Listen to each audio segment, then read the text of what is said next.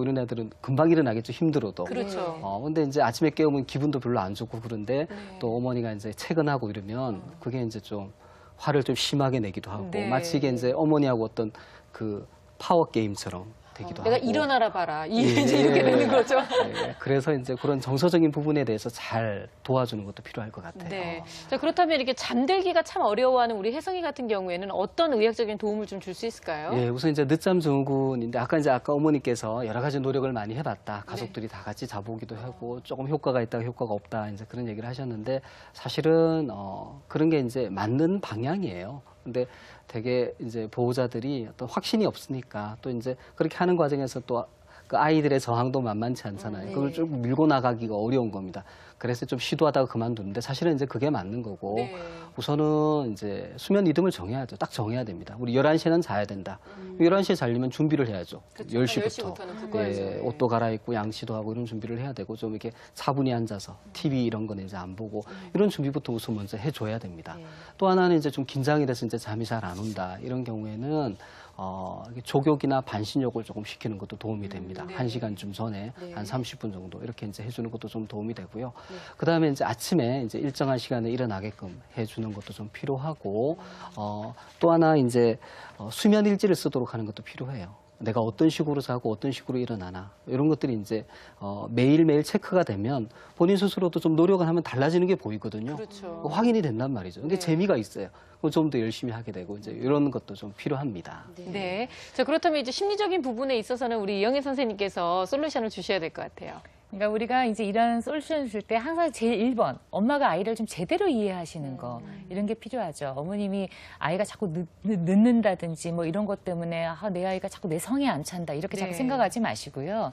아이는 적절해요. 그냥 적절한데 긴장이나 이런 정서 때문에 훨씬 수행 속도가 확 떨어지니까 오히려 아이를 체근하거나 무섭게 대하면 대할수록 아이는 수행 속도가 더 떨어질 겁니다. 네. 그래서 이런 것들을 어머님이 좀 이해하시는 거, 네. 이런 것이 일단 좀 필요하겠고, 그다음에 두 번째로는 저번에 아까 지금 제가 이제 낮은 자존감에 대한 걸 네. 계속 좀 말씀을 좀 드렸습니다. 그래서 이걸 어떻게 하면 우리가 올려줄 거냐, 이걸 어떻게 하면 우리가 좀 보장해 줄 거냐, 이제 이런 것들이 어머님이 이제 고민하셔야 되는 부분인데, 근데 이렇게 떨어지는 것에 이제 세 번째로는 그럼 이거를 좀 증진시키는데 지금 청소년기 아이에게 뭐가 필요할 거냐, 아이가 지금 혜성이는 지금 자기가 가지고 있는 갈등이나 이런 거를 말로 이렇게 좀 잘 풀어나가는 게 조금 어려워요. 감정 표현을 솔직하게 하는 것이 좀 어렵고, 그러니까 그거는 그런 감정에 대한 거를 이야기하는 의사소통을 많이 안 하셨기 때문에 그럴 수도 있고요. 엄마가 네. 좀 무섭게 느껴져도 아이들이 좀 그럴 수가 있거든요. 그래서 언어로 하여튼 자기 감정을 잘 표현할 수 있게끔 도와주시는 거. 그리고 그 다음 번째로는 그러면은 이제 말하는 것뿐만 아니고 엄마랑 한번 그러면 우리가 이걸 어떻게 해결하면 좋을까?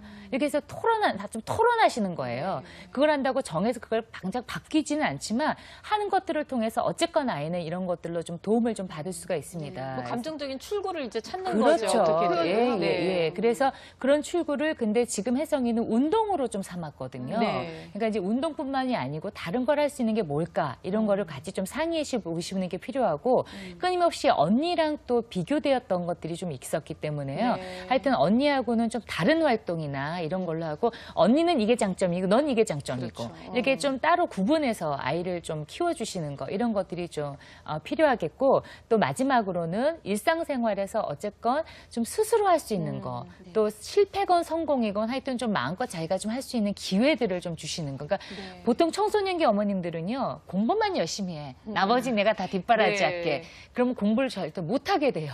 희한하게도. 그러니까 그냥 공부만 자꾸 이야기하지 마시고 그 외 다른 걸로도 자꾸 아이가 성공하고 실패할 수 있는 경험의 양을 좀 네. 늘려주시는 것들이 좀 필요하겠습니다. 네. 자, 그럼 오늘 처음 얘기했던 많은 어머님들이 궁금해하실 머리를 좋게 하는 수면법 박사님께서 좀 말씀 좀 해주시죠. 예, 그러니까 이제 수면이 그만큼 그 두뇌 활동이 중요하니까 잘 자야 되겠죠. 네. 좋은 수면 리듬을 만드는 건데 제가 좀 자료를 좀 준비했는데요. 우선 이제 이 수면 패턴을 파악하는 게 필요합니다. 우리 청소년들은 밤에 늦게 자고 늦게 일어나기가 쉬워요. 근데 밤늦게 이제 너무 밝은 빛 자극을 주고 하면 이게 더 늦어지거든요. 네. 그럼 더 아침에 일어나기 힘들고 리듬이 이제 엉망이 됩니다. 좋은 잠을 자기가 힘들죠. 그래서 이제 잠자는 시간, 일어나는 시간을 일정하게 정해주는 게 필요하고 함부로 흔들어 깨우지 마라.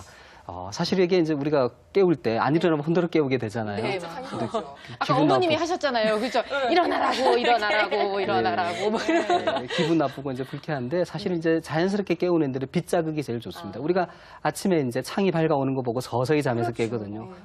상당히 기분도 좋고 상쾌해요. 네. 그래서 이제 그런 걸 이용하는 거죠. 커튼을 걷어준다든지. 창문도 좀 열어놓고. 그렇죠. 뭐 네. 조용한 음악이 천천히 들리게 한다든지. 예를 들어 저희 아기가 한 이제 6살 정도 되는데 저희 아기는 아침에 그냥 EBS 뽀로로 틀어줍니다. 그거 보면 그냥 바로 일어나요. 그냥 소리만 듣고도 눈이 그냥 번쩍 떠지는 네, 거죠. 너무너무 기분 좋아하고.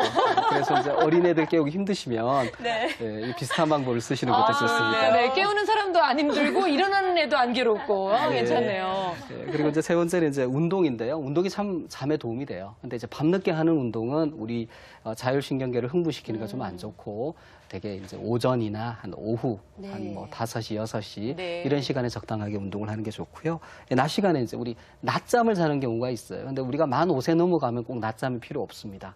그래서 이제 낮잠을 자면 밤잠에 영향을 미쳐요. 근데 낮잠을 꼭 자야 되는 경우도 있겠죠, 그죠? 그럼 네. 한 20분 이내로만 유지하는 게 중요하고요. 이 카페인도 이제 좀 도움이 되는데 사실 어린애들이 이제 우리 카페인 먹는 건 별로 좋지 않아요, 그죠? 근데 조금 이제 청소년